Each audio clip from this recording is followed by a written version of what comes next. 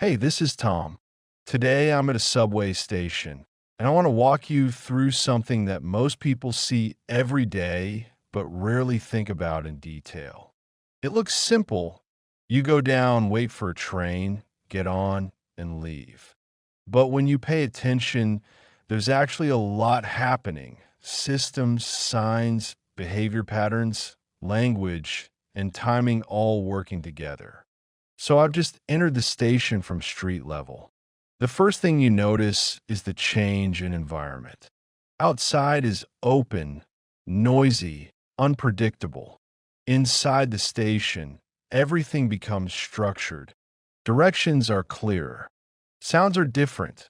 More echo, more footsteps, less wind.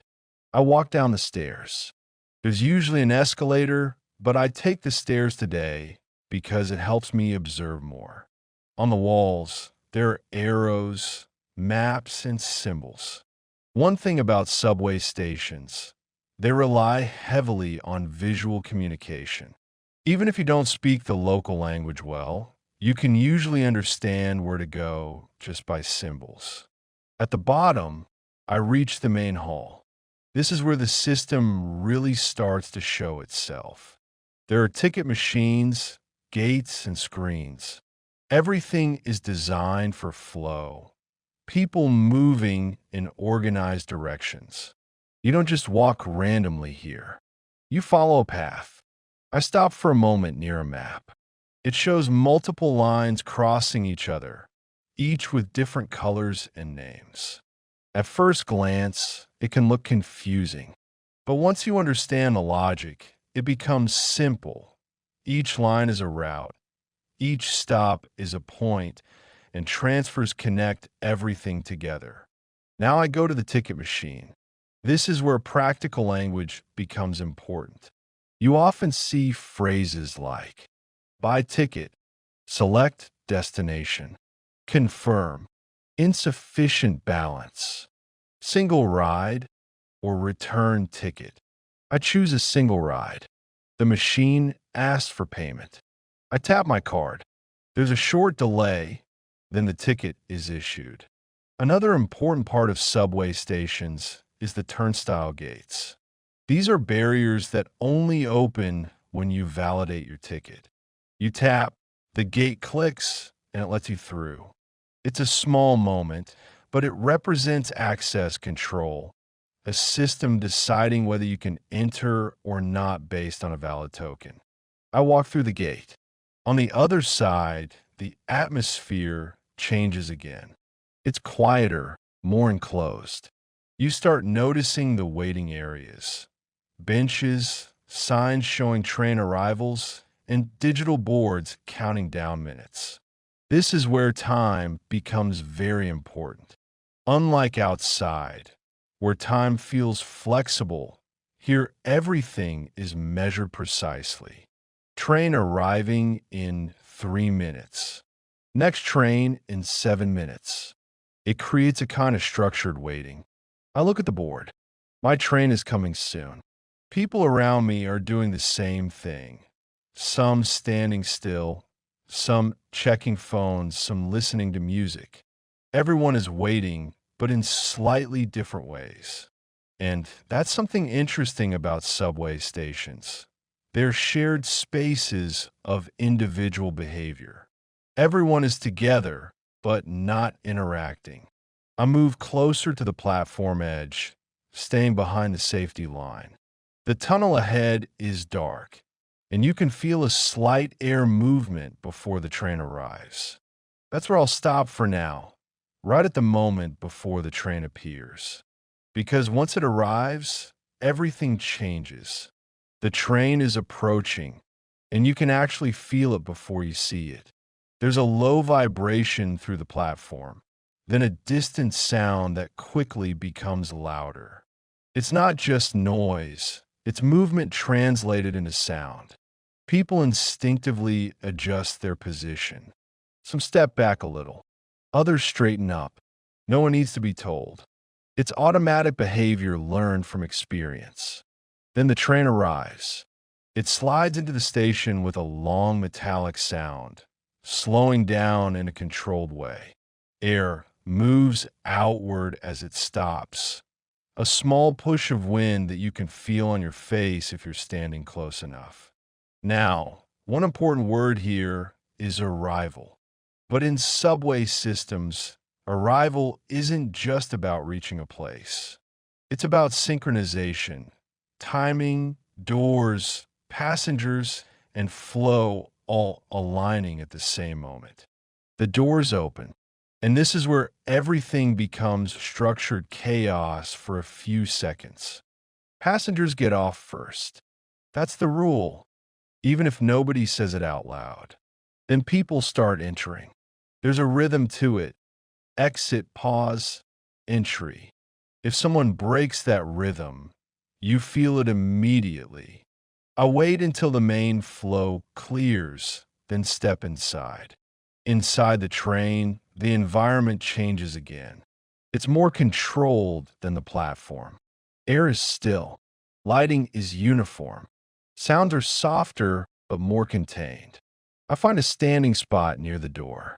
Not too close, not too far. This is common in crowded systems. People naturally choose positions based on comfort and exit strategy. Now the doors close. A beep sound signals departure. Then the train begins to move. Acceleration is gradual. You feel it in your body more than you see it.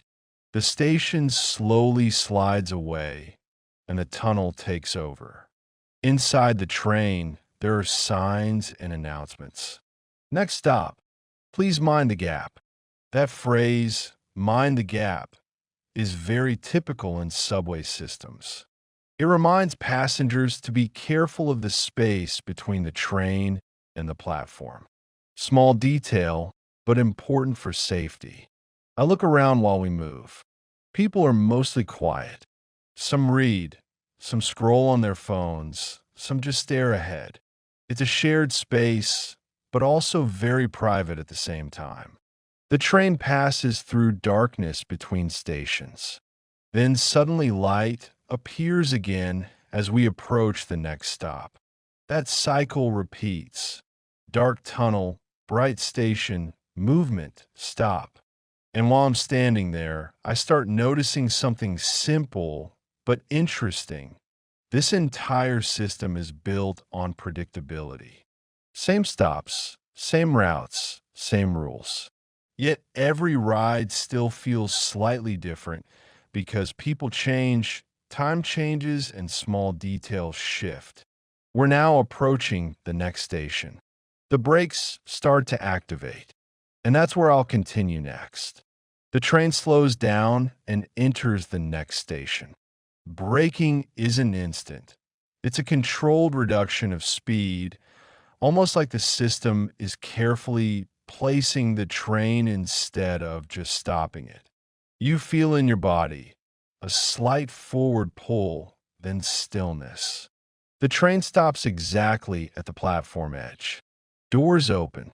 Now, every station has its own character, even if the structure is the same. Some are bright and modern. Some are older, a bit darker, with more concrete and echoes. This one feels mid-level busy, not empty, not crowded. A few passengers get off, not many. Most people stay inside, continuing their journey.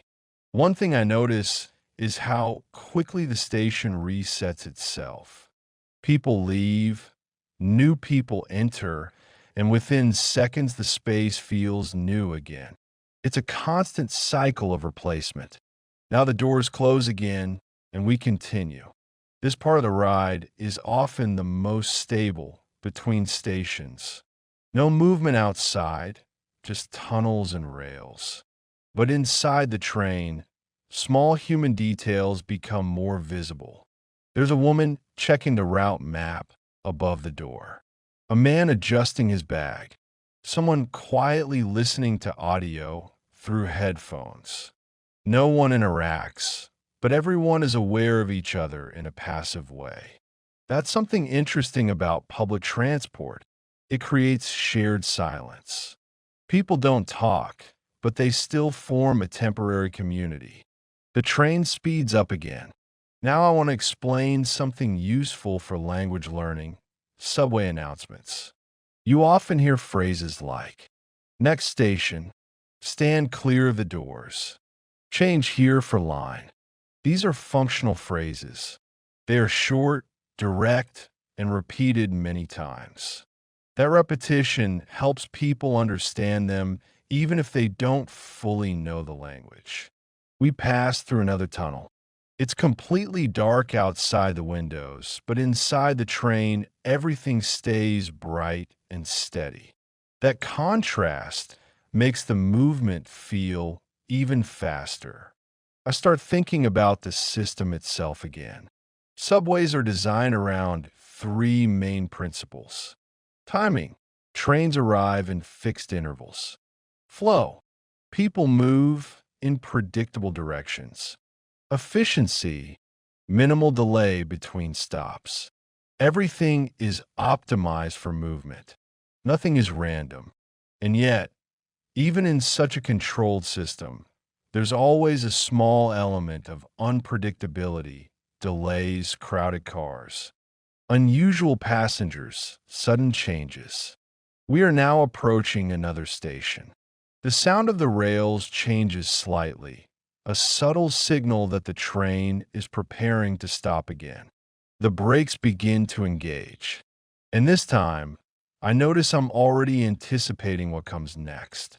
We arrive at the next station, and the train slows into that familiar controlled stop again. It's interesting how quickly you get used to this pattern. Speed, braking, stillness, doors. The doors open. This station feels busier. You can tell immediately from the sound. More footsteps, more voices bouncing off the walls, more movement on the platform. A larger group gets off here. At the same time, even more people enter. For a few seconds, the train is completely reorganized. Seats change occupants, standing spots shift, personal space gets recalculated without anyone speaking. I stay where I am, near the door, watching the flow. Now, something important happens in stations like this: directional pressure. People move in the same direction like currents in water. Even without barriers, you can see invisible lanes forming: left side, right side, entry, exit. It's not written anywhere, but everyone follows it. The doors close again, and we leave the station behind. Now the train is fuller than before. There's less space to move, so people adjust their posture slightly, bags closer to bodies, arms tighter, feet more aligned. It's a quiet adaptation to limited space. I want to point out something linguistic here too. In subway systems, you often hear commands rather than suggestions. Do not lean on the doors. Stand clear. Move to the center of the car. These are short, imperative sentences. They are designed for clarity, not politeness. The goal is safety and speed of understanding. We move through another tunnel section. This part of the ride feels longer when the train is crowded. Not because time changes, but because personal space is reduced, so you become more aware of everything around you: sounds, movement, even small shifts in balance when the train turns slightly. At one point, I notice a pattern. Every time the train accelerates, people subtly adjust. A hand grabs a pole, a foot shifts, a shoulder leans slightly. It's almost like a silent choreography. Then we approach another station. The announcement comes on. Next station. People start preparing before we even stop. That's another interesting behavior: anticipation. Nobody waits for the doors to open to get ready. The system teaches you to think one step ahead. The train slows down, and I can already see the platform lights ahead. The train slows down one last time, And I can already tell this station feels like an endpoint for many passengers. More people stand up earlier than usual, adjusting bags and moving closer to the doors before we even stop. That's another habit you notice in systems like this. People don't wait for the final moment. They prepare in advance because timing matters. The train stops. Doors open. There's a stronger flow now. Not chaotic, but very directed. People know exactly where they're going. Some exit quickly toward escalators. Others move toward connecting lines. I step out with them, and suddenly I'm back on the platform, the same kind of space I started in, but now it feels slightly different because of what I just experienced. The noise returns, the openness returns, but my attention is sharper. Now I walk toward the exit. Here's something interesting about subway systems. They are designed to erase complexity for the user. You don't need to understand how trains are scheduled, how signals work, or how tunnels are connected. You just follow signs, arrows, colors, numbers. That's it. And it works because it reduces cognitive load, meaning your brain doesn't have to process too many decisions at once. As I go up the escalator, I notice how the environment changes again. Underground to surface, controlled space to open space, structured movement to free movement. This contrast makes the exit feel more noticeable than the entrance.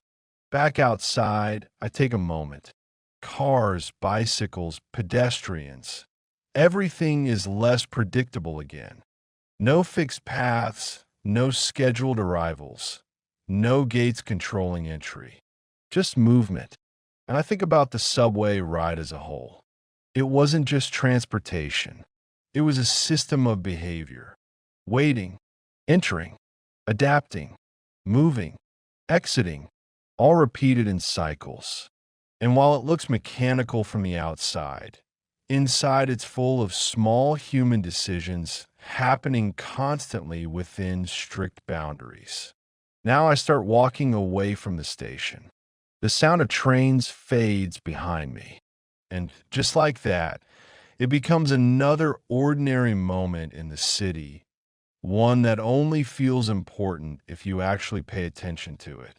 All right, that's it. Tom out. Write a comment. 3 best comments get 20 English lessons completely free.